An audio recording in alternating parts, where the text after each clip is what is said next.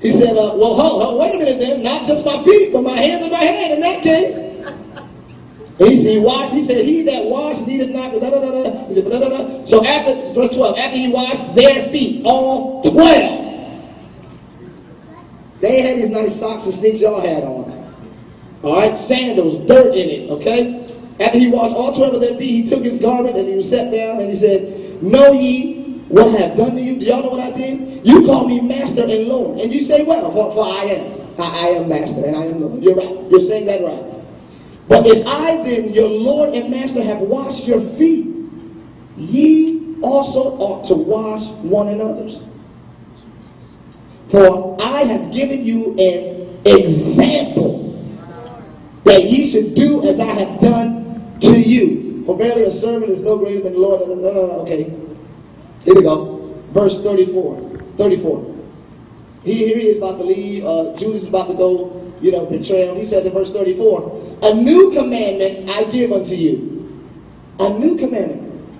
This is the new commandment I'm about to leave. I'm about to die, but this is the last thing I'm going to say to you on our last private meeting. This is our last private meeting. This is what I'm going to say. What did he say? That ye what? Love one another as I have loved you, that ye also love one another. By this shall all men know that you are my disciples, if you lay hands on somebody and they shall know you are my disciples when you preach. Wait a minute. Yes, Lord. Thank you, Jesus. You stand out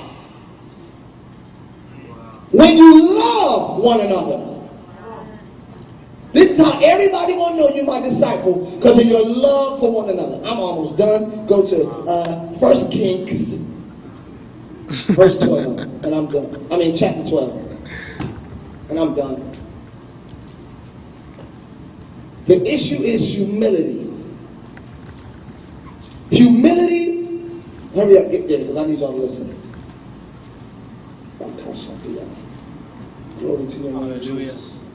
Glory to your name, Jesus. 2 more scriptures, I'm sorry, I said 1. Glory to your name, Jesus. Humility is considered a cloak, because when you function in the spirit of humility, it gives you a certain look.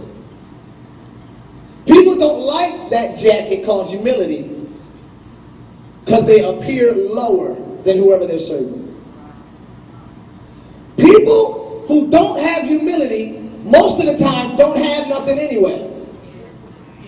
So the only time I can look like I'm somebody is by not serving or acting like, you understand what I'm saying? You're not humble, you're not low. You don't have nothing anyway. What are you prideful about? What do you own? Most people who are not humble and prideful, ghetto cats. Ghetto mentality. Impoverished people. Because you don't have nothing nowhere else. As soon as you step out your raggedy house, you try to act like the world is yours. Wow. So you got new hair in a broke down house, new clothes, everything is new and polished, and yes, because your reality is poverty. Jesus. So you're not humble outside of your reality, which is your house. Yeah, let your church follow you home if you that doubted. Let them follow you home. No, let's go out to eat. No, let's go to your house. No, let's just go out. Because you live a fantasy outside of your home.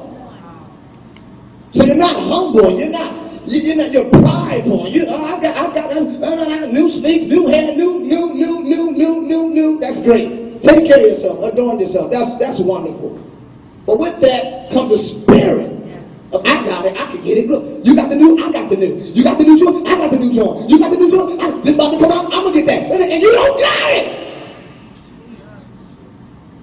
But it's to not look humiliated. Wow. Humiliated. Wow. It's to not look humiliated when God called you to look that way. Jesus ain't come here looking good. He rode on a donkey. He came here to be humiliated. Wow. His parade was on a donkey. That's what servants rode. His parade was on a donkey. He had the biggest crowd when they spit on him and killed him.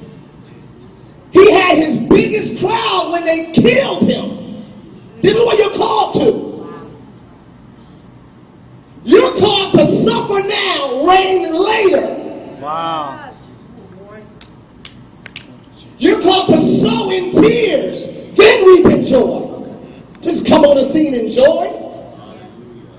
After you have suffered a while. Hey. Yes, Lord. Suffering ain't all the time people talk about it. It's not happening. I want to get that so bad. I don't want.